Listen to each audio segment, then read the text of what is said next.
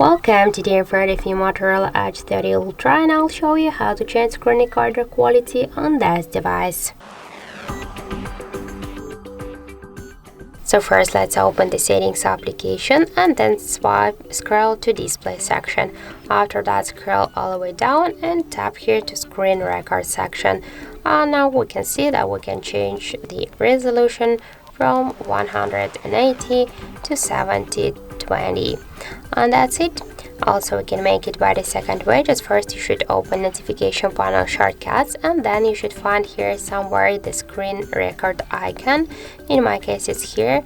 Now just hold for a while this icon, and after that by the same way you can change here the screen recordings quality.